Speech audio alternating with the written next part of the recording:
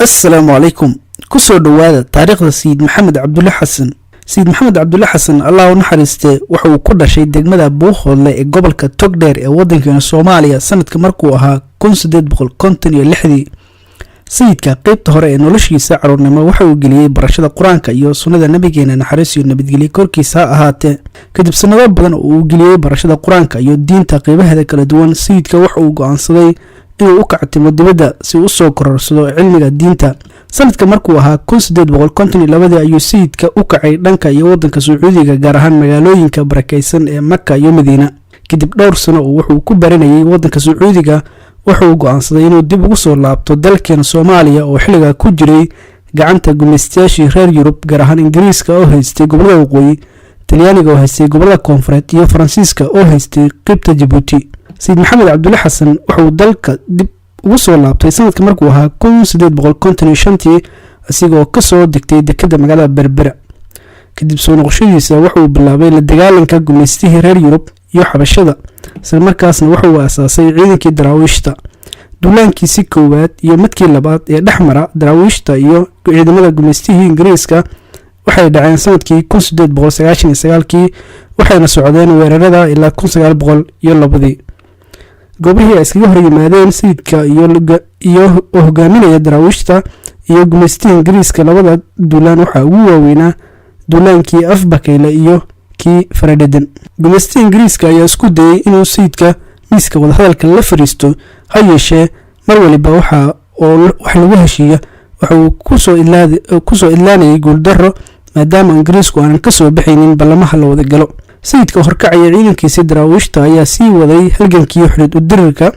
laga soo bilaabo 1899 ilaa 1920 waxa daraawiishta iyo gumeystihii Ingiriiska iskaga hor yimaadeen 41 goobood dagaalada waxa ugu waaweynaa dagaalkii Afbakayle Faradhedan Cagaarweyne Daratoole Jidaale iyo Dulmidoobe dagaalka Dulmidoobe ama ay Soomaalidu u taqaan Koofil waxa uu dhacay 13 Agoosto 1913 waxaana lagu dilay korneelkii Ingiriiska ahaa ee Richard Koofil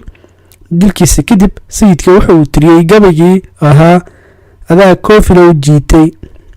dagaalka kadib Ingiriiska ayaa weerar dhanka cirka ah oo loo isticmaalayo diyaaradaha dagaalka ku soo qaaday xaruntii daraawiishta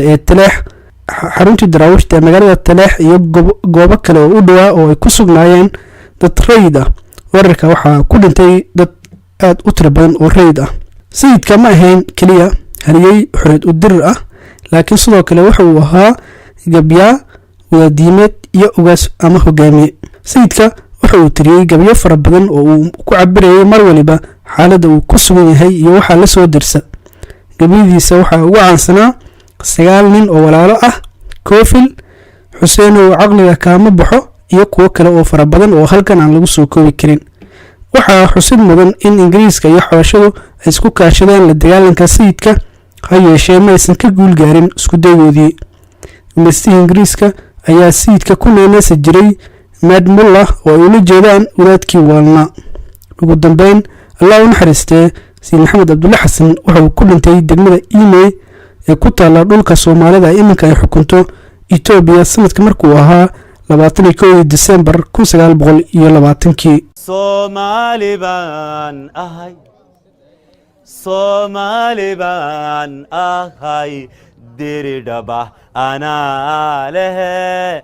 Garissa ana lehe mayilawin inay tahay dhaxalkii awoowahay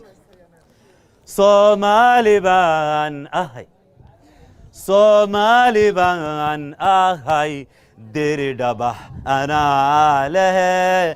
Garissa ana lehe mayilawin inay tahay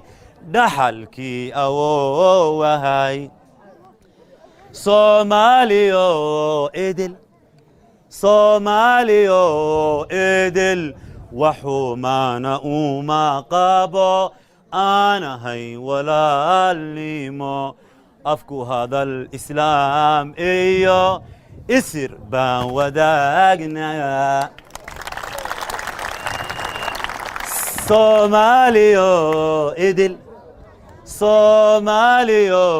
إدل وحومانا وما قابو أنا هي ولا الليمو أفكو هذا الإسلام إيو إسر بان وداقنا إسي سامحان إري إسي سامحان إري متيران دويادا دول انتا كواذا ميذا دول كينانا إلى شادا إسكتيرا عداوها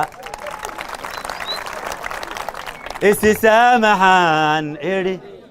إسي سامحان إري متيرانا دويادا دول انتا كواذا ميذا دول كينانا إلى شادا